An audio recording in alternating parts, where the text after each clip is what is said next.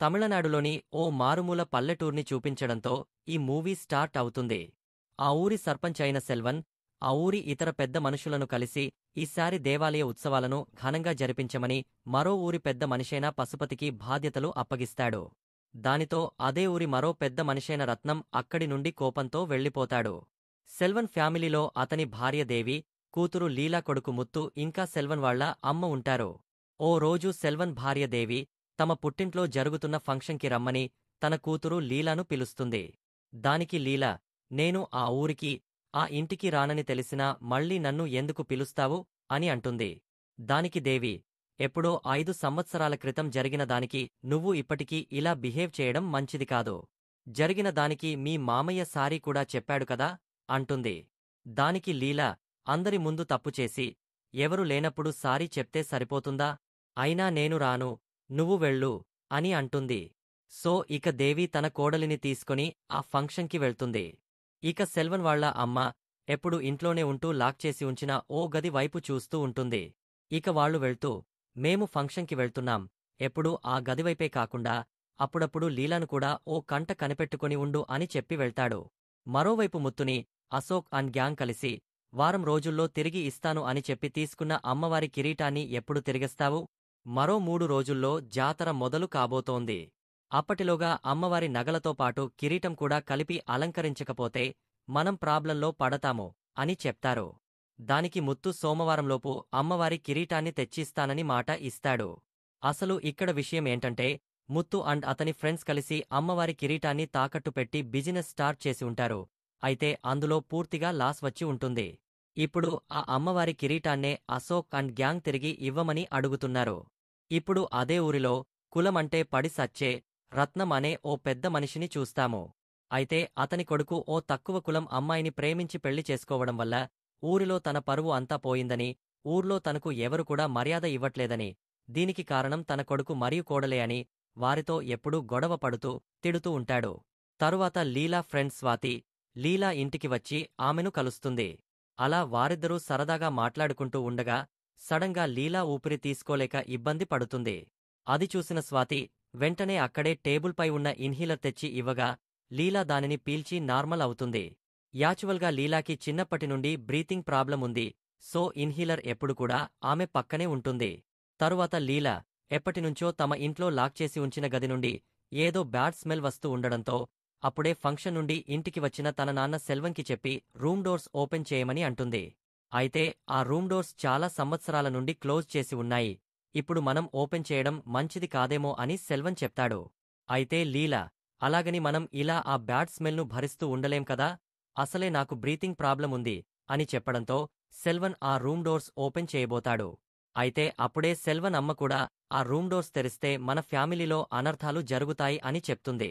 అయినా కూడా సెల్వన్ వినకుండా ఆ రూమ్ డోర్స్ ఓపెన్ చేస్తాడు. అందులో ఎలుక చనిపోయి ఉంటుంది. సెల్వన్ దానిని తీసుకుని ఆ రూమ్ నుండి బయటకు వస్తున్నప్పుడు ఆ రూమ్ డోర్స్ తలకి తగిలి రక్తం వస్తుంది. అది చూసిన సెల్వన్ అమ్మ మరింత భయపడిపోయి, ఈ ఇంట్లో ఏదో ప్రమాదం జరగబోతుంది, నా కుటుంబాన్ని నువ్వే కాపాడాలి దేవుడా అంటూ దేవుడ్ని ప్రార్థిస్తుంది. తరువాత రాత్రి బయటికి వెళ్లిన సెల్వన్ కోపంగా ఇంటికి వచ్చి తన భార్యపై కొప్పడతాడు. చాలదన్నట్లు అప్పుడే ఆమె కోపంలో ఉన్న సెల్వన్కి భోజనం వడ్డించడంతో అతను ఇంకా కోపంతో ఆ భోజనం ప్లేట్ను విసిరికొడతాడు. దానితో ఆమె బయట ఎవరిమీదో కోపం ఇంట్లో వారిపై ఎందుకు చూపిస్తున్నావ్? కోపం ఉన్నంత మాత్రాన అన్నం ప్లేట్ అలా విసిరేయడం తప్పు అనడంతో సెల్వన్ కోపం పీక్స్కి వెళ్లిపోయి, నాకే నీతులు చెప్తున్నావా అంటూ ఆమెను దారుణంగా కొడతాడు. ఇక అప్పుడే లీలా అక్కడికి వచ్చి ఆమె కూడా సెల్వన్కి, అలా ఆడవాళ్లను దారుణంగా కొడతారా అంటూ క్లాసెస్ ఇస్తుంది. దానితో సెల్వన్ లీలను కూడా కొట్టడంతో ఆమె ఏడ్చుకుంటూ తన రూంలోకి వెళ్ళిపోతుంది. కాసేపటి తరువాత లీలా రూంలోకి వాళ్ల అమ్మ వెళ్లి చూడగా అప్పటికే లీలా ఉరివేసుకుని సూసైడ్ చేసుకుని ఉంటుంది. ఇక ఈ విషయం ఫ్యామిలీ మొత్తానికి తెలిసి గుండెలు పగలేలా ఏడుస్తారు. ముత్తు కూడా తన ఫ్రెండ్స్ను ఇంటికి పిలిచి లీలా చనిపోయిన విషయం చెప్తాడు. సో ఇక వారు ఈ విషయం పోలీసులకు చెప్పొద్దని, ఒకవేళ వారికి చెప్పినట్లయితే వాళ్లు లీలా బాడీని పోస్ట్మార్టం పేరు చెప్పి ముక్కలు ముక్కలుగా కట్ చేస్తారని చెప్తారు. అప్పటికి లీలా తాను కొట్టినందుకే సూసైడ్ చేసుకుంది అన్న బాధలో ఉన్న సెల్వన్, మీకు ఏది మంచి అనిపిస్తే అది చేయమని తన కొడుకు ముత్తు అండ్ హిస్ ఫ్రెండ్స్కి చెప్తాడు. అంతేకాకుండా ముత్తు అండ్ అతని ఫ్రెండ్స్ అందరికీ లీలా ఆస్తమా ప్రాబ్లం వల్లే ఊపిరి తీసుకోలేక చనిపోయిందని చెప్పమని చెప్తారు. ఎందుకంటే ఊరి పెద్ద మనుషులలో ఒకరైన సెల్వన్ కూతురు ఆత్మహత్య చేసుకుని చనిపోయిందని చెప్తే అందరూ ఒక్కోలా మాట్లాడుకుంటారు అని చెప్తారు. దానికి కూడా సెల్వన్ అండ్ హిస్ ఫ్యామిలీ ఒప్పుకుంటారు. ఇక వారు ప్లాన్ ప్రకారం అంబులెన్స్కి కాల్ చేసి హాస్పిటల్కి తీసుకెళ్లేలోపే లీలా చనిపోయిందని అందరికి చెప్పి నమ్మిస్తారు. ఇక లీలా చనిపోయిన విషయం ఊరంతా తెలుస్తుంది. దాంతో ఊరి వాళ్లందరూ అలాగే సెల్వన్ బంధువులు ఇంటికి చేరుకుని లీలా శవాన్ని చూసి బాధపడుతూ లీలా ఫ్యామిలీని ఓదారుస్తారు.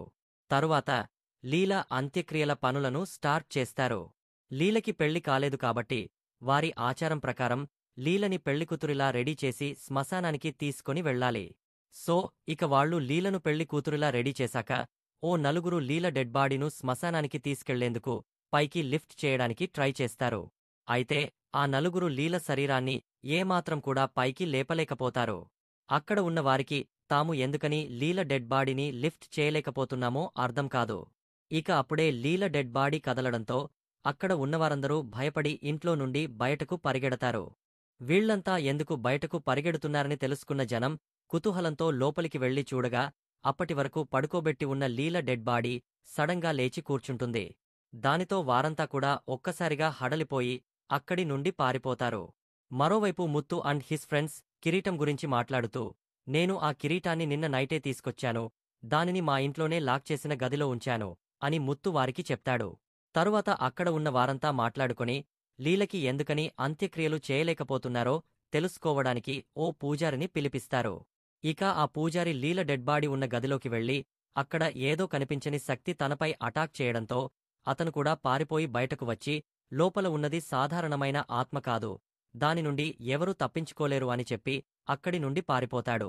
తరువాత ముత్తు భార్య లీలా ఆస్తమా వల్ల చనిపోలేదు, ఆత్మహత్య చేసుకుని చనిపోయిందని అందరికీ చెప్పేద్దాం, దీనివల్లే ఇలా ఇదంతా జరుగుతోంది అని చెప్తుంది. అయితే ముత్తు ఆమె మాటల్ని కొట్టిపడేస్తాడు.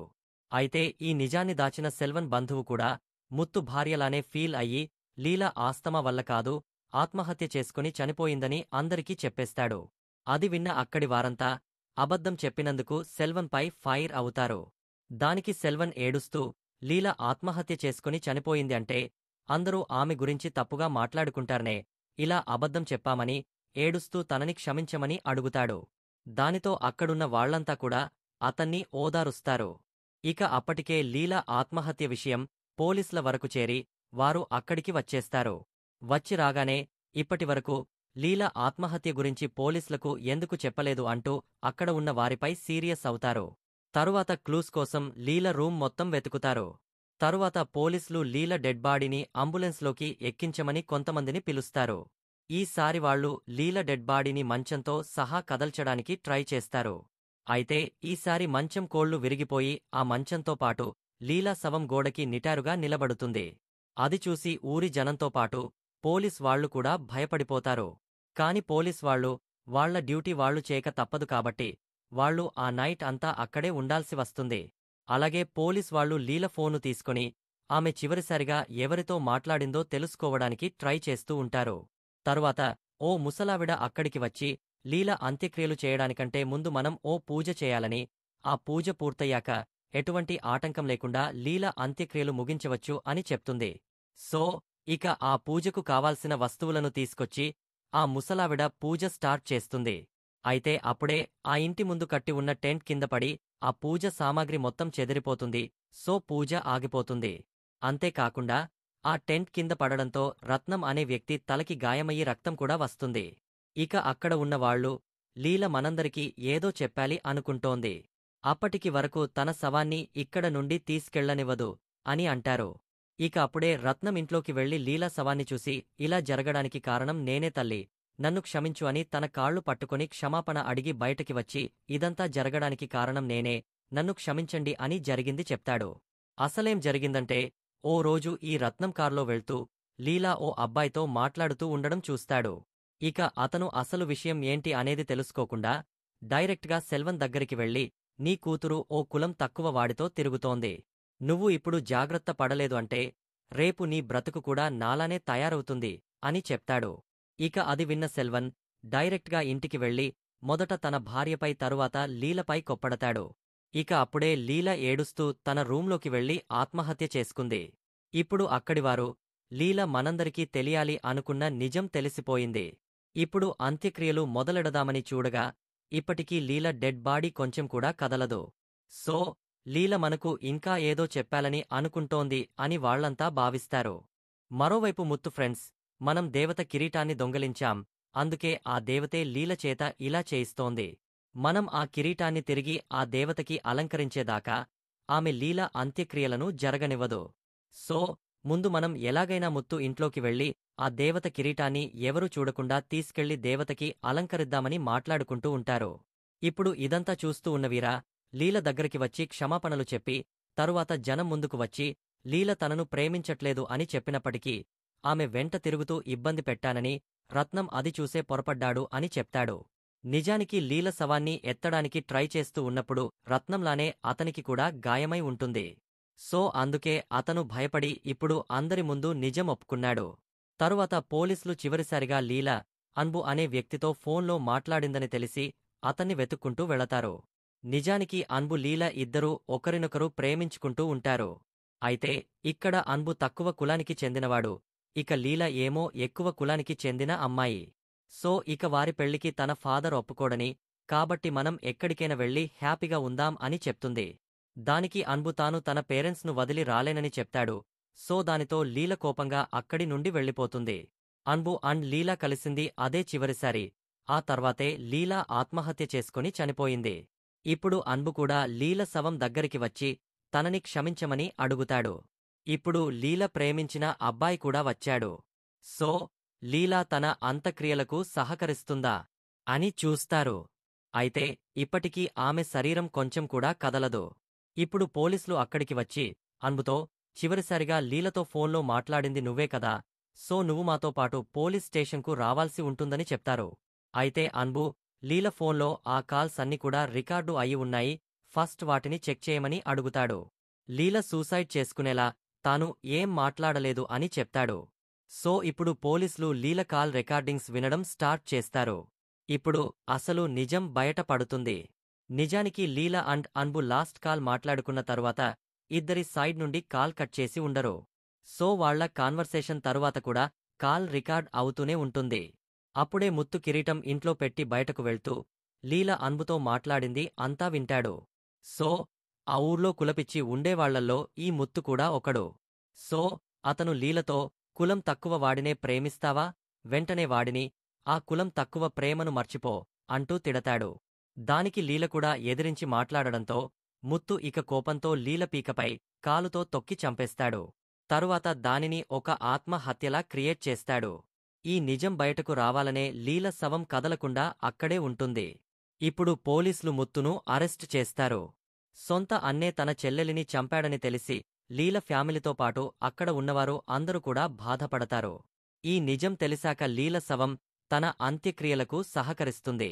దానితో వారు ఆమెని వారి ఆచారం ప్రకారం అంత్యక్రియలు చేయడానికి తీసుకుని వెళతారు. వారు అలా వెళ్తూ ఉన్నప్పుడు ఇప్పటికీ చాలా చోట్ల కులం కోసం హత్యలు జరుగుతున్నాయని, మనుషులు పుట్టాక కులం పుట్టింది కాని కులం పుట్టాక మనుషులు కాదని ఓ మెసేజ్ ఇస్తూ ఈ సినిమాను ఎండ్ చేస్తారు.